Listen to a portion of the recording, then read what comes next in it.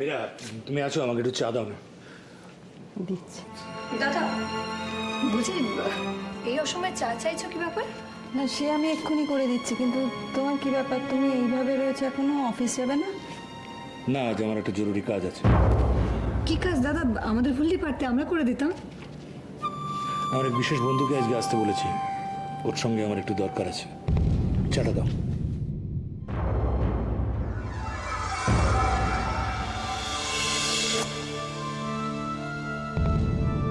আমি এসে গেছি।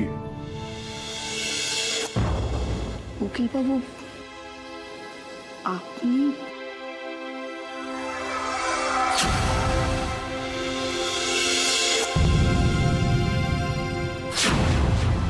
তুমি এসে গেছো একেবারে ঘড়ি ধরে। তুই তো জানিস ভাই, ওই পাংচুয়ালিটির ব্যাপারে আমার একটু বদনামি আছে। তা বলো, হঠাৎ জরুরি তলব কেন? তোমার সঙ্গে আমার একটু জরুরি দরকার আছে। এখানে না, চলো আমার ঘরে গিয়ে বসো। If I'm not mistaken, এটি তোমার বৌমা, তাই না? না, ও আমার মেয়ে। হ্যাঁ? তুমি ঠিকই ধরেছো, রুদ্রর বউ, কিন্তু আমার মেয়ে। আচ্ছা আচ্ছা আচ্ছা। দাদা, তুমি কি উকিলবাবুকে দাঁড় করিয়ে রাখবে নাকি? বুঝতে বলো। দোয়েল, এদিকে এসো।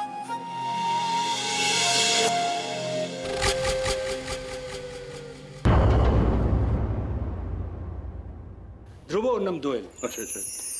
আর আমার বিশেষ বন্ধু ধ্রুবজ্যোতি মিত্র। তুমি ওকে দেখোনি, কারণ তোমার বিয়ের রিসেপশনটা তো আমরা করে উঠতে পারলাম না এই অ্যাক্সিডেন্টের জন্য। থাকবো, থাক বেঁচে থাকবো। মীরামা, চায়ের জল কি বসাবো আমি? তা বলো, হ্যাঁ, তুমি বসিয়ে দাও, আমি আসছি। হঠাৎ কেন আমাকে স্মরণ করেছো তুমি? ধ্রুব, আমার উইলের ব্যাপারটা নিয়ে আমি তোমার সঙ্গে একটু আলোচনা করতে চাই। সেটা নিয়ে আলোচনা কি আছে? হওয়া তো হয়ে গেছে। না, পরিস্থিতি যখন বদলায় তখন অনেক কিছুই তো বদলে ফেলতে হয়। দেখে এখানে সব কথা হবে না, চলো আমার ঘরে গিয়ে বসি। হ্যাঁ, চলো। দোয়েল মা, তুমি আমাদের দুজনের জন্য চা জল খাবার নিয়ে আমাদের ঘরে এসো। তুমি নিজে নিয়ে আসবে। আর বেশি করে চলো।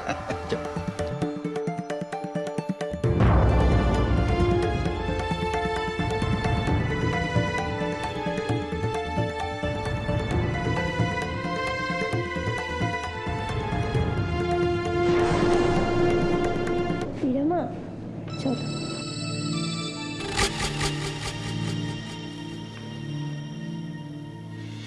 দাদা, মামার কি হয়েছে বলতো? মামা হঠাৎ ধ্রুব আঙ্কেলকে ডেকে পাঠালেন।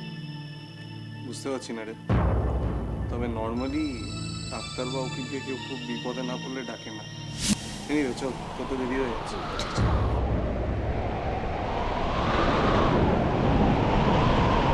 তা বলো, হঠাৎ কেন আমাকে স্মরণ করেছো তুমি?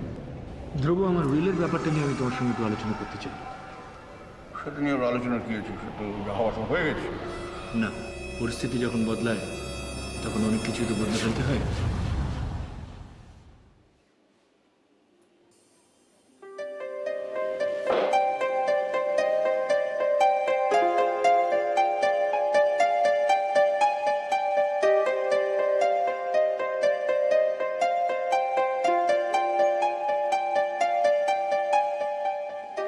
কিরে, মনে হচ্ছে কালকের ঘটনাটা জানবার জন্য একেবারে ছটফট করছিস। হ্যাঁ রে, বল না, কি বললো অপর্ণা? বললো যে এই দাঁড়া, একটা জরুরি কাজ। জরুরি কাজ? কাজ পরে হবে, আগে বল না কি বললো অপর্ণা? বললো যে আপনার বন্ধু ওরকম দুম করে পালিয়ে গেলেন কেন? পালাবো না তো কি করবো? এই অপর্ণা সত্যিই কথাটা বললো? মানে আমার পালিয়ে যাওয়াটা খুব খারাপ হয়ে গেছে না রে? সত্যি ভাই, মানতে হবে, তোমার রিফ্লেক্স আছে। আরে না, টিপে দেবো তোর ধরে। রিফ্লেক্স আছে, ইয়ার কি হচ্ছে না আমার সঙ্গে? তো লাগে কথাই বলবো না, যা।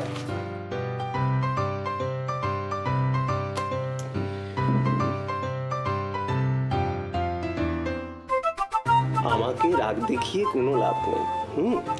আমি আপনাকে বলেছিলাম যে সত্যি কথাগুলো বলে ফেলতে, আপনি কি বলেছিলেন? আমি সত্যি কথাগুলো বলতে গিয়েছিলাম, কিন্তু ঠিক সেই মুহূর্তে একটা উটকো কাস্টমার এসে গেল, আর অপর্ণা এমনভাবে রিয়াক্ট করলো, বিশ্বাস করা আমার সাহসই করলো না। ও, আপনি কালকেও বলতে পারলেন না, পারিনি বলতে আমি।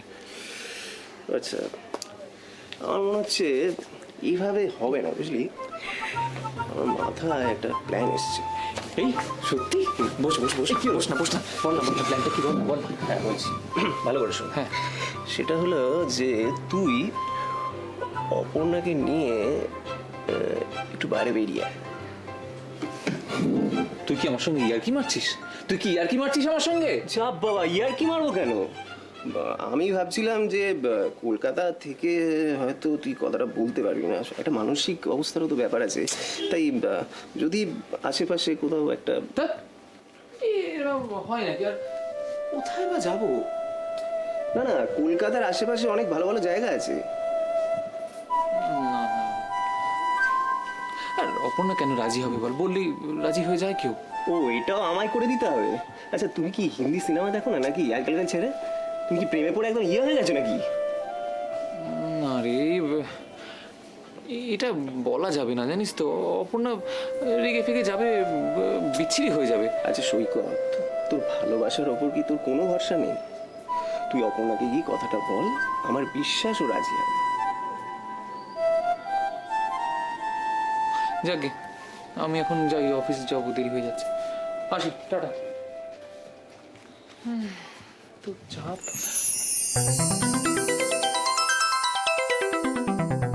কি আপনি? এসো এসো ধ্রুব। ধ্রুব, আমি আমি খুব বিপদে পড়ে তোমাকে আজকে ডেকেছি এখানে। তখন থেকে খালি বলছো বিপদে পড়েছো বিপদে পড়েছো, কি হয়েছে বলো তোমাকে? কি হয়েছে? তুমি তো জানো মৃণালিনীর অনেক আশা ছিল, অনেক স্বপ্ন ছিল আমার এই সংসারটা নিয়ে, কিন্তু আজ এতদিন পরে আমার মনে হচ্ছে যে আমারই ভুলেও সমস্ত আশা, সমস্ত স্বপ্ন শেষ হয়ে গেছে।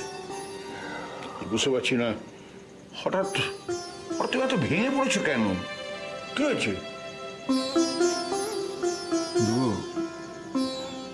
মৃণাল যখন চলে গেল আমাদের সবাইকে ছেড়ে, রুদ্র তখন তো খুব ছোট। আচ্ছা, তুমি তো জানো আমি তো আমার সাধ্যমতো চেষ্টা করেছি ওর দেখাশোনা করার, ওর পড়াশোনার ব্যবস্থা করেছি তো। জানি তো, সবাই জানে। আমি বুঝতে পারছি না যে এতদিন পর এইসব কথা উঠছে কেন? ওয়াই, কি কি হয়েছে? না ধ্রুব, আমার কর্তব্যে নিশ্চয়ই কোনো ফাঁক থেকে গেছে। তুমি কি বলছো আমি বুঝতে পারছি না। আমার তো মনে হয় যে তুমি শুধু শুধু রুদ্র নয়, এই সংসারে সবার জন্য তুমি যা করেছো আমরা সবাই জানি। মা মরা ছেলে আমার, যখন যা আবদার করেছে চেষ্টা করেছি সাধ্যমতো মেটাতে, কোনোদিন ওর স্বাধীনতায় হস্তক্ষেপ করিনি। একদম ঠিক করেছো, একদম ঠিক করেছো। তুমি তুমি বাবা হিসেবে তোমার কর্তব্য পালন করেছো। না ধ্রুব, আমার উচিত ছিল তখন ওকে শাসন করা, তাহলে আজকে এই দিনটা আমাকে দেখতে হতো না। আমি জানি না রুদ্র কি করেছে, কিন্তু আমার মনে হচ্ছে যদি যদি কোনো অপরাধ করি থাকে, ঠিক আছে, ব্যস্ত ওকে ডেকে পাঠাও, আলোচনা করো, ব্যাপারটা মিটিয়ে ফেললো। কিচ্ছু করার নেই ধ্রুব, সমস্ত হাতের বাইরে চলে গেছে। আর তাই একমাত্র রাস্তা যেটা আজ খোলা আছে সেটাই আমাকে করতে হবে, সেই জন্যই আমি তোমাকে ডেকেছি।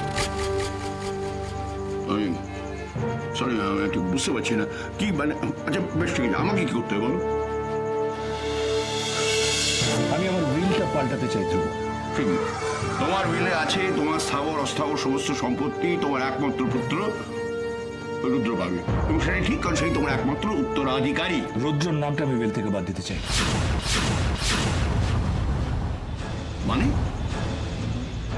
তুমি বেনিফিশিয়ারি নামটা বদলাতে চাইছো? ইয়েস, এর নামটা হবে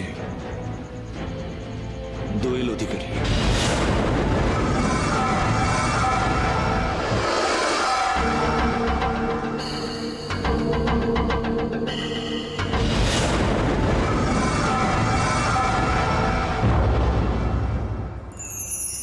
আমি কিন্তু আপনার কাছে একটা অনুরোধ নিয়ে এসেছি। আপনি যদি আমার অনুরোধটা রাখেন তাহলে আমার খুব উপকার হয়। হ্যাঁ বলুন, আমি আপনার জন্য কি করতে পারি? আমি একটা নতুন টিউশন পেয়েছি, মানে সপ্তাহে 3 দিন আমাকে সেখানে গিয়ে পড়াতে হবে। বাহ, এই তো খুব ভালো খবর। না মানে বলছিলাম যে সেই 3 দিন যদি আমি এখানে যদি সন্ধেবেলার পরিবর্তে এই সময় এসে কাজটা করে দিই তাহলে কি খুব অসুবিধে হবে আপনার? না, আমার সেরকম অসুবিধা হবে না। আপনি আপনার সুবিধা মতো সময় এসে আমার কাজটা করে দিলেই হলো। অসংখ্য ধন্যবাদ আপনাকে। মানে আমি সত্যিই জানি না আপনাকে কি বলে ধন্যবাদ জানাবো। আপনি খুব উপকার করলেন আমার। এ বাবা, এভাবে বলছেন কেন? আমি তো আপনার বন্ধু নাকি? বন্ধু হয়ে যদি বন্ধুর উপকার না করতে পারি তাহলে সেই বন্ধুত্বের সার্থকতা কোথায় বলুন তো? এ কি আপনি এখানে দাঁড়িয়ে আছেন কেন? আপনাকে যে কথাটা মানে যে কাজগুলো করতে বলেছিলাম সেগুলো করে রাখবেন, বুঝলেন? আমি যেন এসে দেখি কাজটা হয়ে গেছে। হ্যাঁ,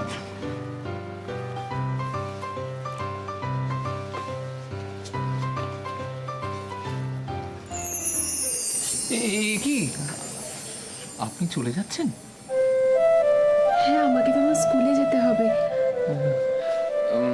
কিন্তু মানে না মানে আমি স্কুলের থেকে 1/2 ঘন্টা ছুটি নিয়ে এসেছিলাম রজতবাবুর সঙ্গে দেখা করতে। 1 কাপ কফি চলবে? কিন্তু স্কুল 5 মিনিট লাগবে, 1 কাপ কফি খেতে 1/2 ঘন্টা লাগবে না। আসছি আমি।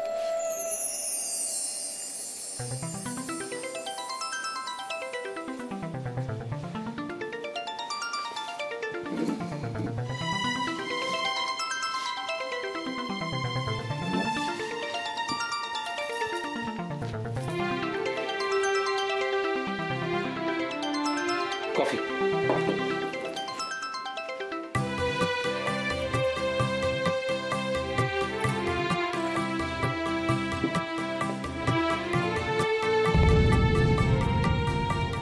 আপনি আমার সঙ্গে বাইরে বেড়াতে যাবেন?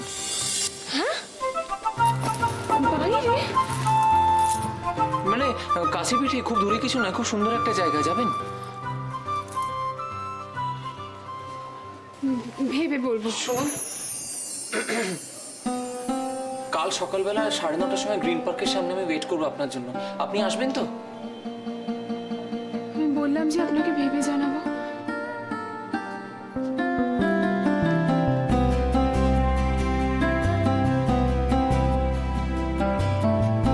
আসবি তো?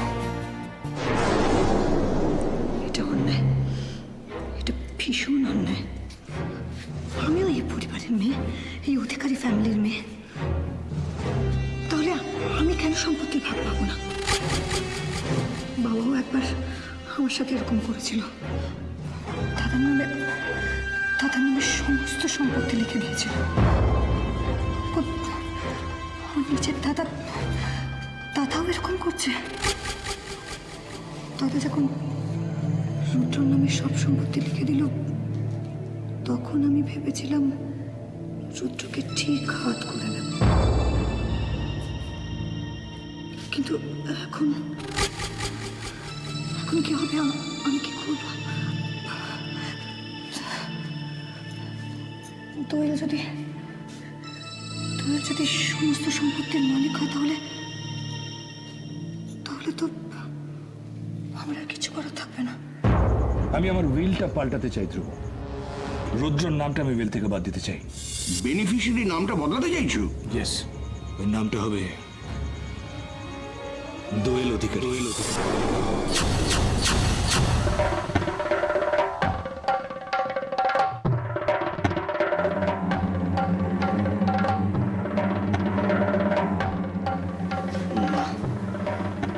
এটা হতে পারে না, কিছুতেই হতে পারে না।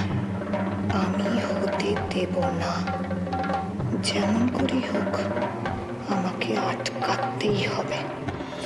মা, মা,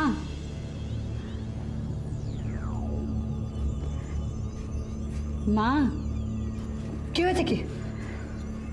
আমার একটা স্কুল ড্রেস লাগবে। কি? সবসময় তোমার কিছু না কিছু লাগবে না? আজকে এটা লাগবে, কালকে সেটা লাগবে, তাছাড়া তোমার কোনো কথা নেই। আমার স্কুল ড্রেসটা ছিঁড়ে গিয়েছে তো, স্কুল ড্রেসটা না হলে আমি ঠিক আছে, হবে। না বলছিলাম আমার স্কুল ড্রেসটা না কেনা হলে আমি স্কুলে যেতে পারবো না। বললাম তো হবে। ঠিক আছে, তাহলে আমি মামাকে গিয়ে বলছি। দাঁড়াও, সবসময় তোমার অত মামা মামা কিসের? কি হয় তোমার মামা? দিদিমণি, আপনার জন্য খাবার এনেছি। খাবো না, যাও। বললাম তো খাবো না, তুমি যাও এখান থেকে। তুই এখানে দাঁড়িয়ে আছিস কেন? বেরো, যা বেরো।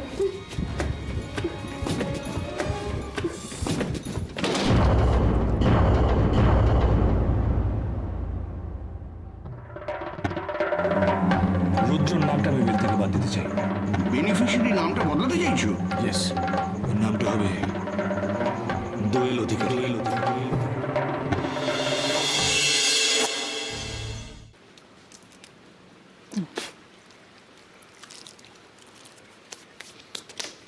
বুঝলা বৌদি,